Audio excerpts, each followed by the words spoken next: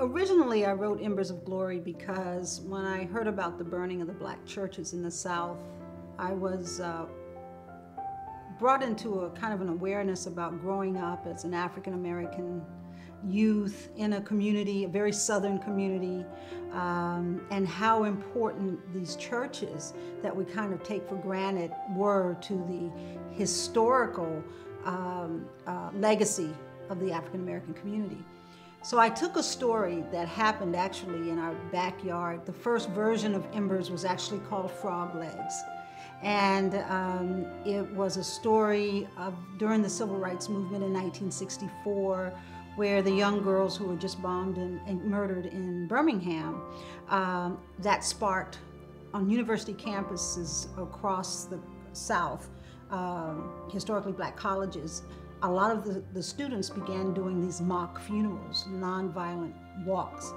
And so Fayetteville State University, at the time was Fayetteville State College, or Fayetteville Teachers College, I think, the students decided to do the same thing in protest.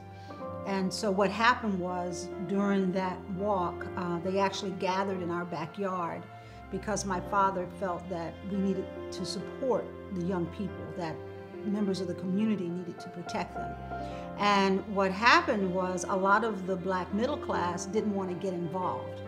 And so it kind of left these young people out there on their own. So my dad organized all his buddies to each take a different, a different role.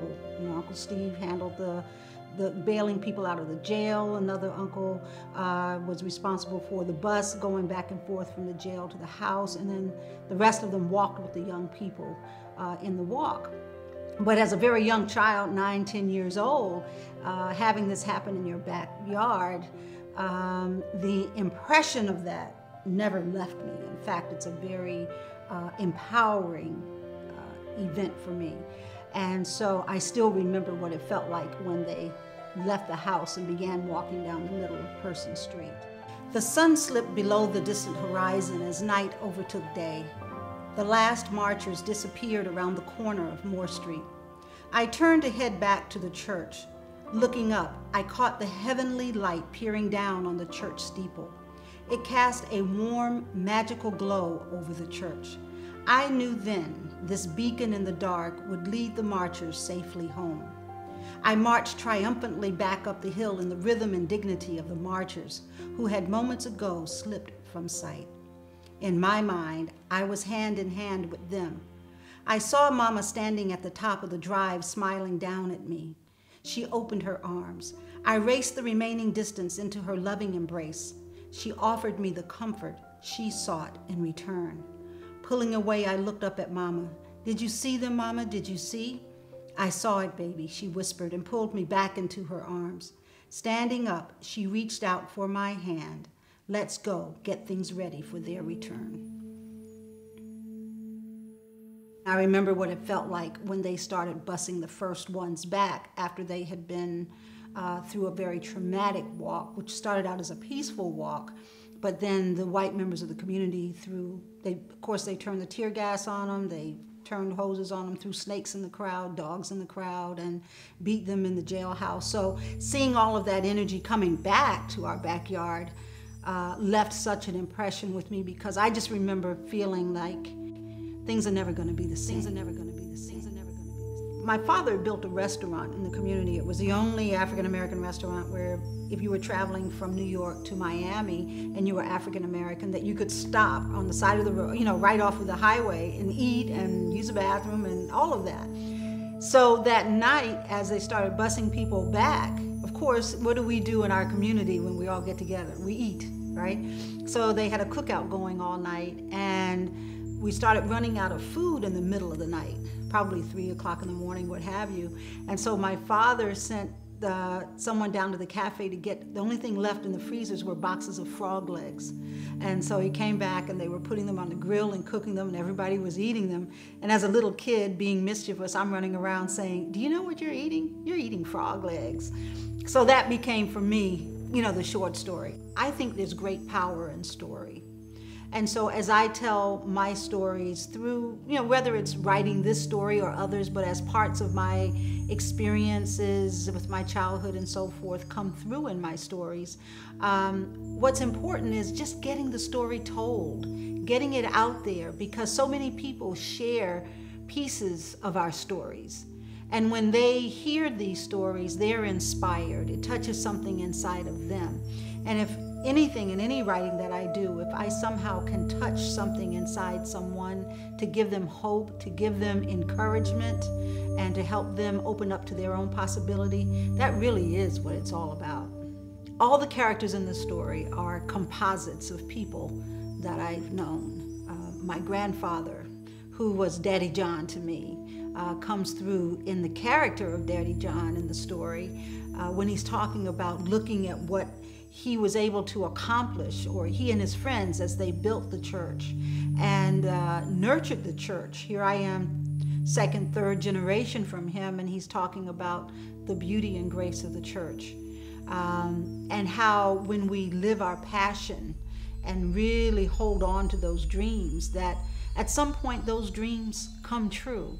I think that was a very important role that my grandfather played in my life. He was very much an advocate of us not compromising who we were to fit in. I remember one of his most passionate moments with us, raising us, because he was so much a part of raising us, was he never allowed us to look down when someone was talking to us. It didn't matter whether they were white or black or whoever they were, that we were told to always look someone in the eye. Well, that was pretty revolutionary in the 90s, or 1900s, mid-1900s, because in the South you didn't look a white person in the eye, but he would never let us get away with not doing that. So all of this is a part of Daddy John. Shows up in The Preacher as well, Reverend Holloway, and how righteousness and justice was important for him. That matched with his faith, left him in a position, again, never compromising his principles to fit in, but rather standing strong in his principles to bring everyone else up. Let's see, then we have my grandmother, Mother Aura. The character Mrs. Cobb is sort of a composite of her, as well as some of the other elder women. My grandmother was a real fiery, redhead, green-eyed, half-Irish woman who racially could look more white than black. And the role that she played in our community in the civil rights era was that she could go to the white cafeterias and sit and listen to the conversations, and then bring that information back to those who were planning the marches and sit-ins and so forth. And so I used her presence as a way of building the characters of Mrs. Cobb and others, and how when, the cafeteria scene, where she's asked to get up from the cafeteria because someone else wants to come, young white couple want to come and sit down. It's her character, her energy, Mother Aura, who shows up. And so I guess those are the two prominent ones. My mother in this is obviously the mother of Aura Gaines, our main character. And then I think Aura Gaines herself is a composite of perhaps myself, my sister, and other women in the family who have been, even my mother shows up in that character as well as a composite, an advocate of us knowing our history, and how that is empowering to where we are in our present moment. The stories the story found in Embers of Glory, and all of the subplots that are there, are a combination of history and woven into a fictitious story around Wayford County Church.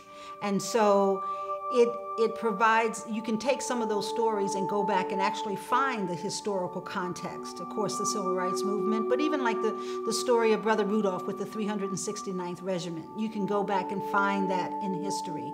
And of course, a lot of what happened, the conversation between the young person who wants to lead the walk, the nonviolent walk, and the young person who's come down from New York and is more in the spirit of Malcolm X, that dialogue, that was a part of what was going on during that time. So the story of Embers are various vignettes that have truth in our history, have truth in my own experience growing up, woven together to create what I hope to be a very gentle, moving, loving story that can touch generations. Embers of Glory is an important book for me because it's an opportunity for me to make a connection between the power of our history as a foundation for where we're going. I often find that our disconnection from our stories of our past, our history, our herstory, if you will, enables us to become mindless, with a mindless addiction to illusions that allow us to mentally and emotionally shut down the part of us that governs right and wrong, shuts down the part of us that can recognize just and unjust behavior and actions, the part of us that can even just see what's right, what's righteous. And so for me, this story connects us and grounds us in history, so that when we stand in the midst, particularly of what may be those moments in our lives where we have to make really good choices, and we're challenged in who we are to either live our truth or not, that when we know what's been behind us, what choices have been made by our ancestors to advance not just themselves, but society, it gives us strength. It gives us strength. And I think when we live in that space of disconnection, we don't have that source of strength behind us. And we tend to become disconnected, as I said earlier, from the role that we potentially play in the world, the power that we have, the infinite wisdom and potential that can guide and direct our lives, and is really the brilliance of what a human being can bring into the world at all.